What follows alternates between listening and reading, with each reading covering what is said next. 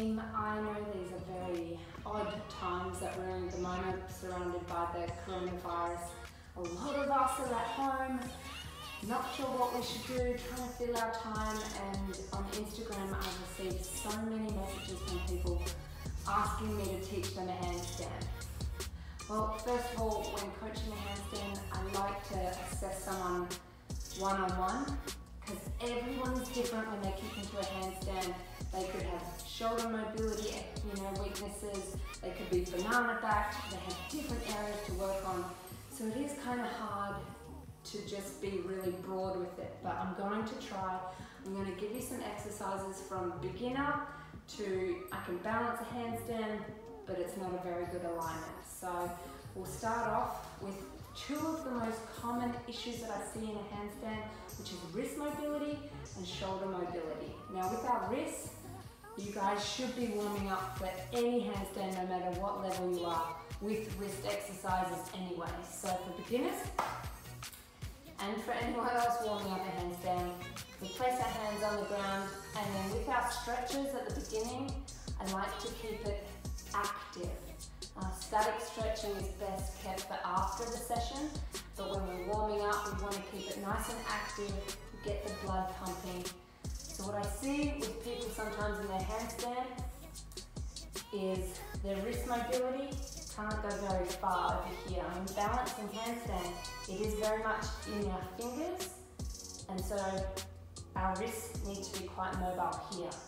Now it's alright if you are immobile, it just takes time and practice. I also lost my yoga mat in the move, so I'm just using a towel, so no excuses for anyone at home. But we should start off with our wrist mobility, circling around, changing it up as well, whether we're coming out here for our counter stretches, facing it out, facing it forward. Keep it moving, keep it active if you can, and try to spend a good 3 to 5 minutes really warming up our wrists. Different exercises there. You could come one down at a time. But yeah, ultimately we just want to get really good movement in our wrists. So some hand circles as well. Make sure you're going both ways. And just getting them moving. Okay guys, but make sure you do spend the time to warm that up. And if you are quite inflexible in your wrist mobility, you're going to have to spend much longer than 5 minutes on that day. With handstands, people commonly say, how do I get as good as you? Or how do I do the wavy legs? And how do I learn to balance as long as you do? This takes time. This takes hours, it takes days, weeks, months, years. I have over 20 years experience in the handstand, and it did take me quite a while to get to that level where I could just balance it. So it's not something that you can spend 30 minutes on and then come back a week later and expect to be any better. This is something you need to work on and practice every single day, especially in those development stages. Spending, if you are a beginner, you can start off with 10, 20, 30 minutes, but then building up. The more time and effort and focus you put into it, the more you're going to reward. So it's like that with anything we try and learn and do and master. So wrist mobility is something you should definitely be working on. Another one is shoulder mobility. And the most common thing I see in handstands is people might be out of balance, but they've got an angle in their shoulder, and because of that, they tend to banana back. So we need to try and fix that, and that again starts with stretching. And if you do have bad shoulder mobility, it's going to take time. It's going to take a lot of time. It's not something that's going to fix overnight. So some good ones is to coming back, again staying active with some bounces here. We're trying to feel that here in the shoulder, in the biceps, trying to open that gap. Ultimately, we want to be nice and open in our shoulders. A lot of people can't even get past here. So this is our ultimate goal. So yeah, try and stay active. I used to have terrible shoulder mobility, like shockingly bad. and it was something I had to work on. Alright, so some bounces there. Can come out to the sides as well. Again, bouncing around, trying to open up our shoulders. Get in full circles, as large a range as you can. Come up, keep it active, keep it bouncing. You can do one arm at a time if you need. Again, spending 3 to 5 minutes warming up, and if you have bad shoulder mobility, you're going to want to be spending a lot longer on that anyways. Another one to sort of test it and to work on it is laying face down. Head down on the ground, hands above your head here, and trying to keep your arm nice and straight and lift your hand off the ground. When I first started doing this, I could not lift my hands off the ground, so don't be discouraged if that's the level that you're at. We all start somewhere, okay? Trying to lift our hands off the ground. Make sure your arms aren't wide, they're nice. If anything, shoulder width or just in between, closer in. Trying to close the gap between your arm here and your ear. Lifting up, go down. Another exercise to work on with our shoulder mobility. Another really important part of handstanding: shoulder strength, arm strength, and back strength. I know, there's so many components to a handstand, but you want it, I'm going to give it to you. I want to cover all areas, all levels, or at least try to. I'm just going off the top of my head with what I know at the moment. So, starting with our shoulder strength, again, something to start conditioning our hands and wrists. A great one to start with is, of course, the plank. Now, the plank is also going to work our core, which is coming up next. Extremely important when it comes to handstanding. So once we've got that, beginners aim for about 30 seconds, but if you can build it up to 60 seconds and even 90 seconds, it's going to really help your handstands, okay? So once with our planks as well, it's nice, squeeze our glutes. This should all be in a straight line here. I don't want mountain bottoms, and I don't want sagging cobras, okay? So come down nice and straight, and once you've got that, guys, I want you to start doing a little bit of shoulder tapping, all right? Again, we're just strengthening our shoulders, working our hands, forearms, everything that we need in that static hold. If you want to start incorporating a bit of wrist mobility into your strength, again, we can circle around, getting our wrists more active, more flexible, while we're strengthening our shoulders and our core there. So there's one level. Now, of course, the handstand is sort of like a plank,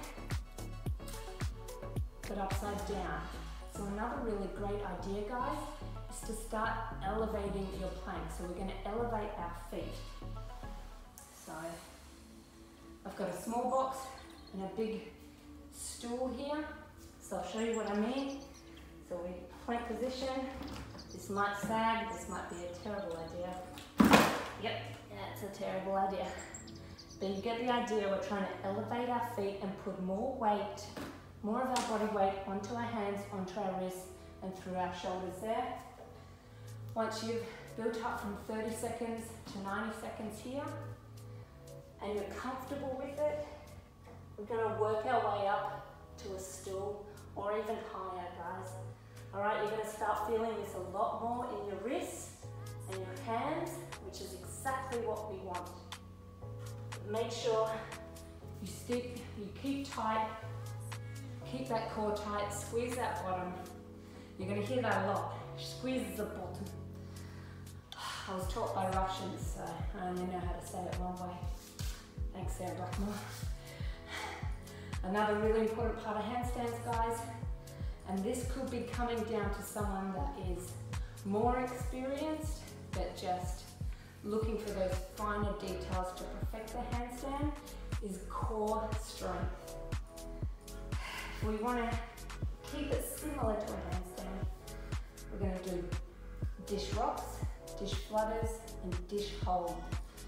So make sure our arms are above our head here. Trying our small rocks. We've got our flutters and we've got our hold position, guys. Now beginners, aim for about 30 seconds of each.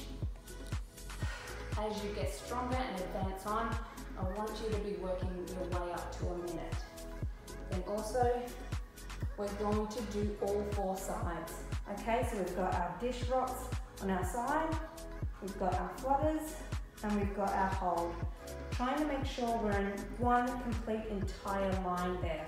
Okay, so we're not piping forward, we're not arching, we're in one line. Up the side, and then of course, our stomach. It's the same thing, trying to keep our arms as straight as we can, trying to lock it into our ears if we can. Starting with our rocks, our flutters, and our hold.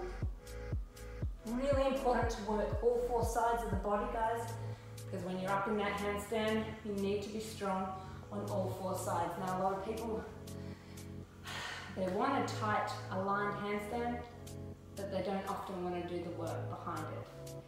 This is the work plus much more. I'm just trying to give you the basics that I know on top of my head, the things that I was drilled in as a gymnast back in the day.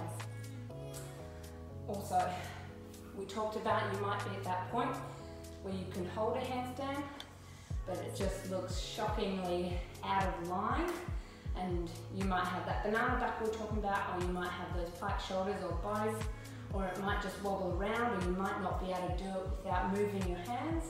So now we start talking about alignment. Now alignment in a handstand, the perfect handstand feels effortlessness. It feels like you're not doing anything. You're not working very hard. So everything is almost stacked upon each other. So it really does feel like you're not doing anything. Now, one of the biggest drills we got, I'll move this out of the way for now, was practicing our handstand alignment on the ground, face down. So we'd be on our belly like this, hands in our handstand position, so not flat against the floor. They're up, pretending like you're on the ground. And start squeeze the bottom. You're going to almost like angry cat or just switch on the upper back. You're going to try to push your shoulders down into the ground and look at your hands. You squeeze, squeeze, squeeze, squeeze the legs, point the toes, and hold that. Now a big thing that I'll say is angry cat. So we've got, imagine our cat, it's just been scared and it's super angry and it goes like this. Alright, so pushing through the shoulders, pushing up through the upper back into the ceiling. So I'll say that a few times. So when in our handstand position here, I talk about an angry cat position. It's almost like you're trying to pull your back up to the ceiling while pushing your shoulders down. So you're practicing that perfect handstand position before you go up against the wall or into a handstand. Try and perfect it in its simplest form on the ground. Again, working 30 seconds, up to 60, up to 90, and at least do it 3 times, guys. Just doing it once is not enough. You need to be putting in the time and the repetitions into this if a perfect handstand is your goal. Next step is before we get you up on the wall, before we get you kicking up on the handstand on the ground, you need to know how to fall out of it, how to fail. It's the most important part before we attempt it. You need to know how to safely get out of it in case you kick up and you fall that way. And I see a lot of people, they go to fall and they don't know what to do. They've never practiced it before and they just fall onto their back. It can be dangerous, especially if you're not on soft floors or gymnastics matting and stuff like that. So we're going to try and wrap your head around the concept of twisting out of it.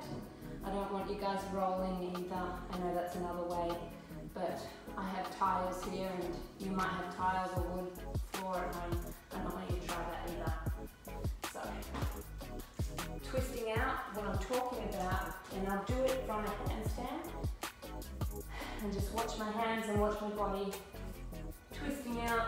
So you've gone, you're falling this way, and you twist and step out of it. So the baby step, that one, guys.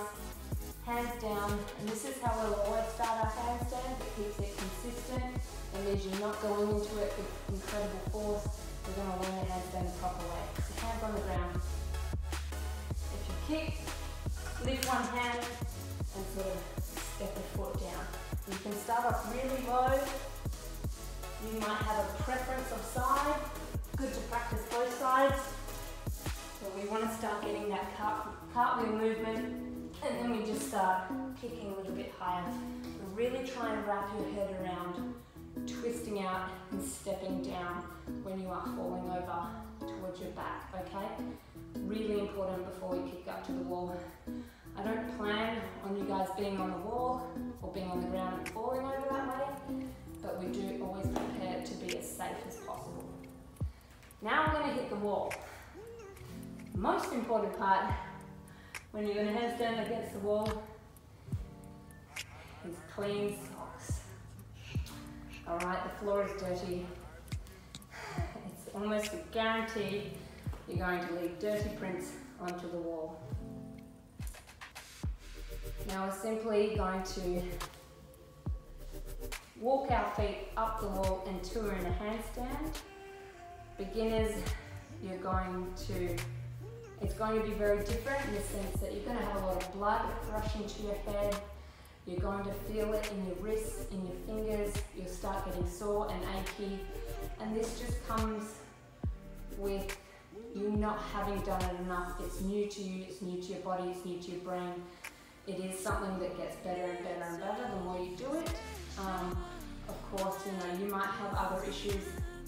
So please make sure you know with your doctor or your physio exactly what's going on with your own body, but it will be a new concept to you at first. Even when I don't do handstands for a while and I kick up for the first time, I start feeling that blood rush. So it is something, if you're not doing it consistently, it will come back in that sense. But the more you do it, it'll start feeling more normal, won't be as bad. But yeah, just know that before we start going up. Now you probably can't see it on camera, but I've got two little daddy long leg spiders here. I am in Australia. I'm going to kick up as close to the corner so you can try and see as much of my feet as possible. If I squeal, it might be just because one of them's on me. Walking up to the wall, so we're going to have hands here. We're going to walk our way up this way. So placing the foot up like that, or however you want. We're going to walk our hands, and the main part's about being close to the wall, guys. We want our nose to be able to touch. If it can't, you need to go in further. Squeeze that bottom, angry cat with that chest, and try and open the shoulders. I do want you still looking at your hands. That's a really important part of handstand. I hope you can still hear me while I'm upside down. And then we walk our way back down safely.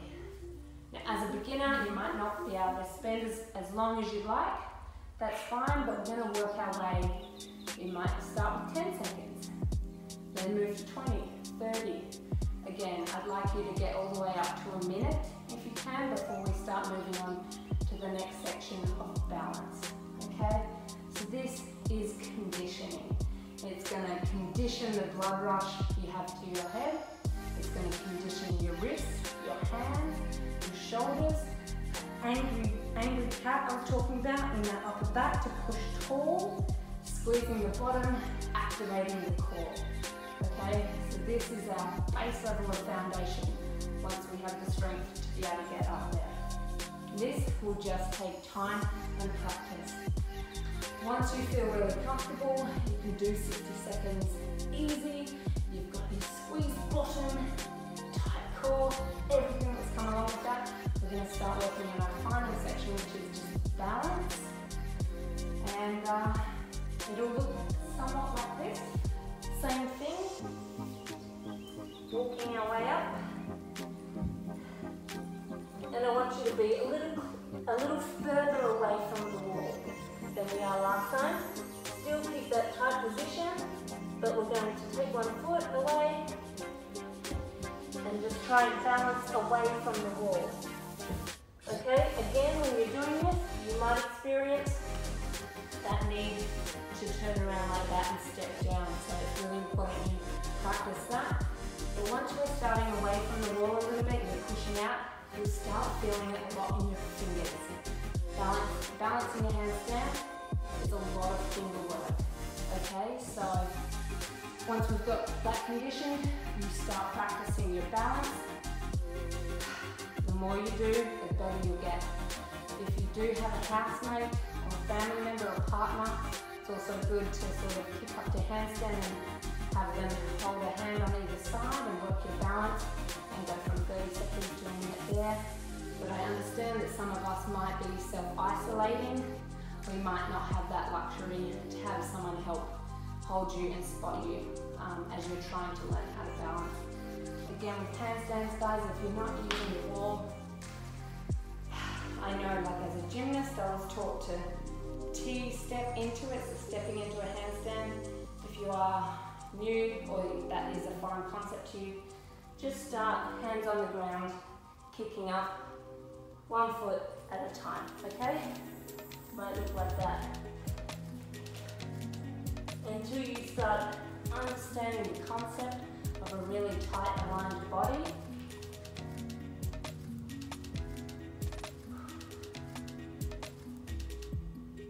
And then we start playing with fun stuff. Now, I apologise if this is sort of just dragged on. I'm just trying to tell you everything that I know off the top of my head. Again, I prefer to coach someone one-on-one or in a small group. It's a lot easier for me to really target what the student needs. But just put this video together, hoping that you guys could, maybe start or perfect your handstand journey at home.